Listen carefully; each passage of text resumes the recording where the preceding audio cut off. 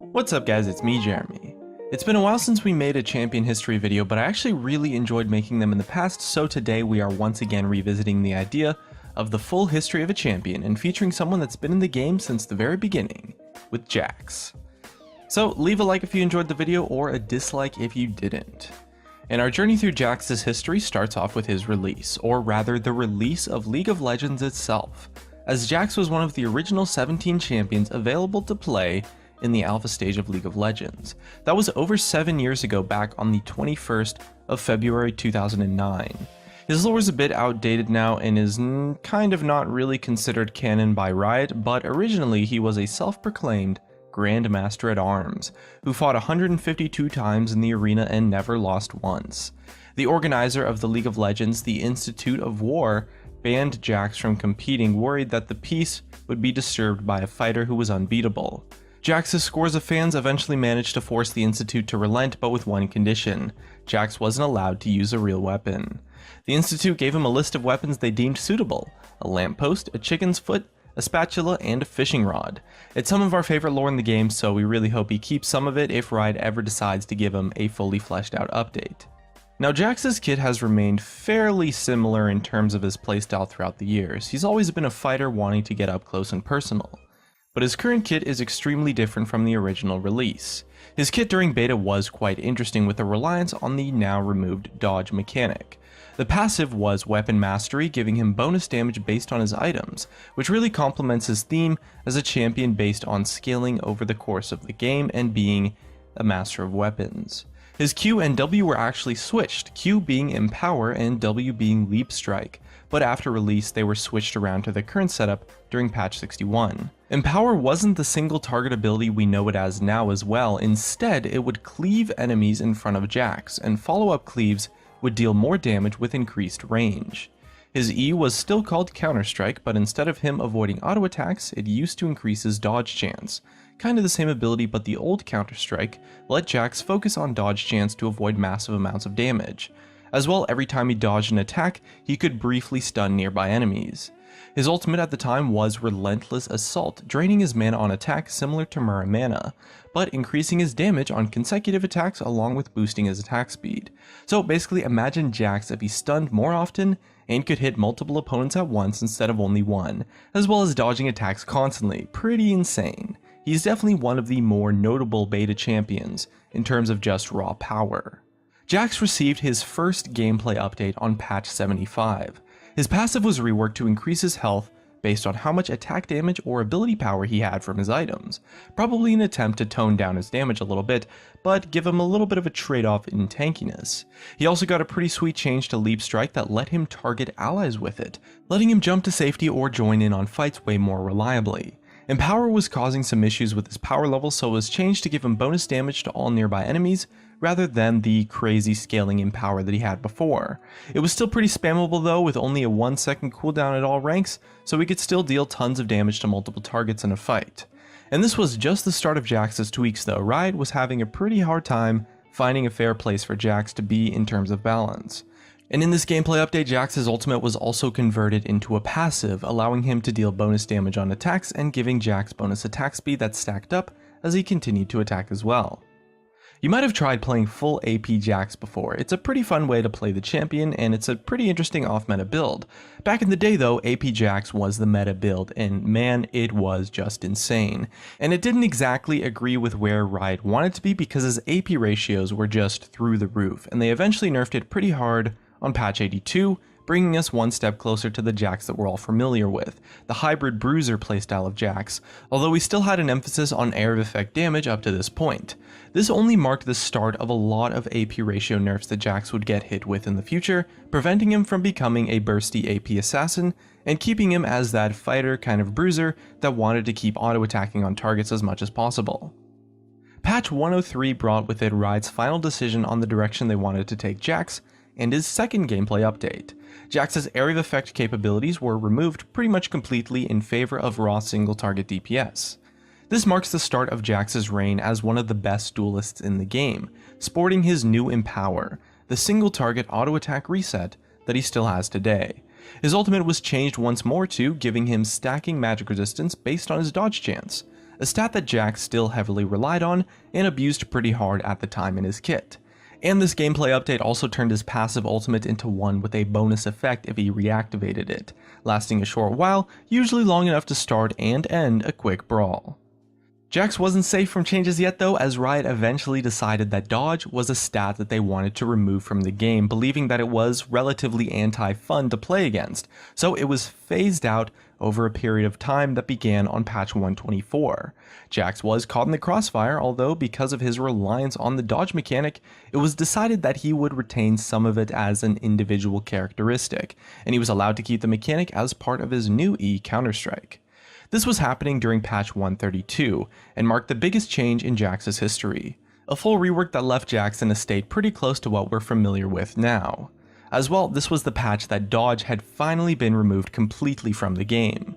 Although dodge started being phased out on patch 124, it wasn't until patch 132, which was the patch of the Jax update, that dodge had finally been completely removed. And to compensate for losing access to dodge chance, he was given more base health along with more health and armor per level.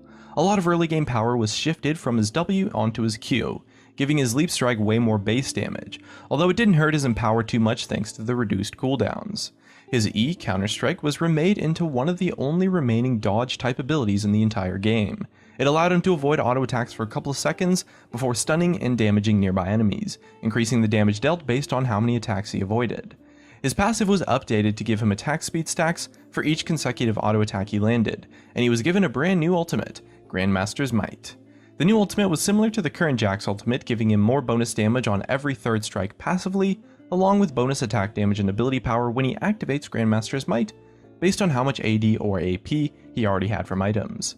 Jax received a change in patch 135 that changed those offensive stats from the active portion of his ultimate into armor and magic resistance instead, giving him back a more defensive approach to the game and really rewarding him for building a hybrid set of items. This helped slow down some of that insane snowball power that Jax was known for. He just got so much more value out of his items, and his raw damage was really hard to deal with. So where did Riot go from here with Jax? Well, the answer is actually pretty much nowhere. The third gameplay update was one of the most successful reworks in the history of League of Legends actually. Jax would go on to be completely unchanged for almost 2 seasons straight, not a single buff or a nerf. And not once was he too powerful or too weak during that time. He became a staple top laner throughout this time, one that every aspiring top main should learn to play, even if he wasn't necessarily strong enough to pull it out in every matchup. The changes that did eventually come 2 years later were all extremely small ones too. Riot was happy with both his power and the way Jax felt to play, so they didn't want to risk damaging that balance with random changes. The first change was actually a global change as a result of nerfs to armor runes, so it honestly kind of doesn't even count. And this change saw him getting a tiny buff to his starting armor stat to compensate alongside pretty much every other champion in the game that received the same thing.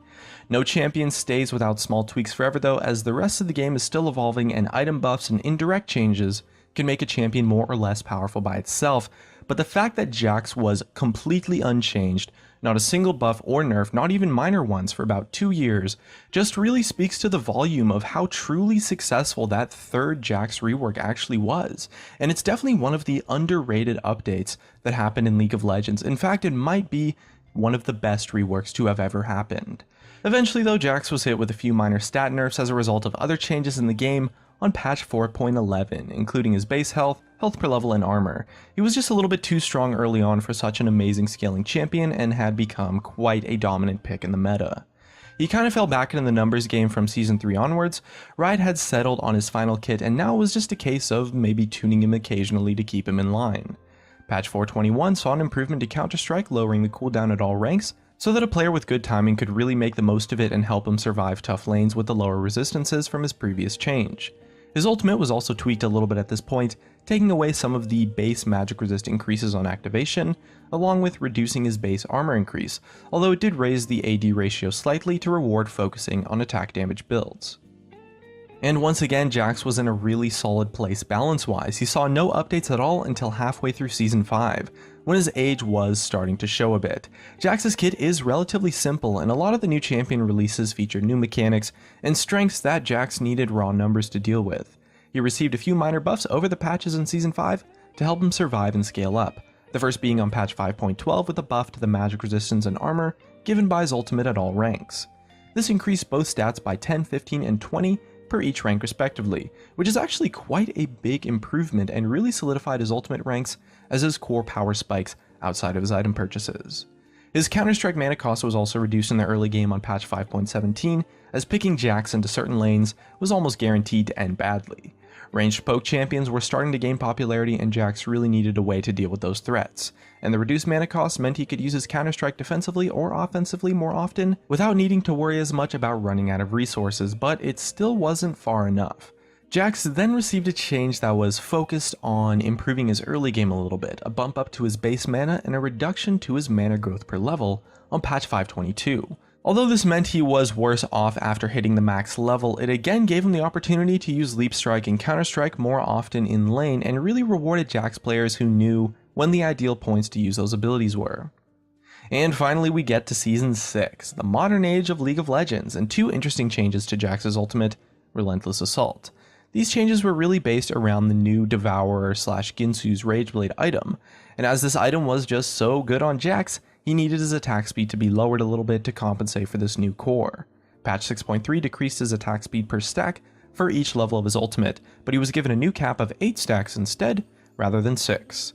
This meant that in shorter fights Jax was at a little bit more of a disadvantage, but as a fight drew out longer and he kept attacking, he would just become even stronger, with a maximum of 88% bonus attack speed, which is pretty damn awesome.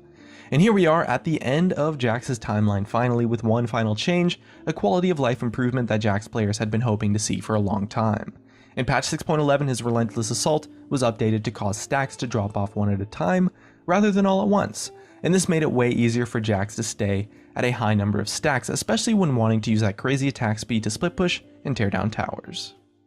And there you have it, from alpha to today. We really hope you enjoyed this glimpse into Jax's history and the changes he's been through as he grew into the amazing split pusher and duelist we know him as today. If you want to see more videos like this, leave us a comment and tell us who you'd like to hear about next. And looks like that's going to be it from me. If you guys enjoyed the video, drop a like, subscribe if you want. Thanks for watching, and I'll see you guys next time.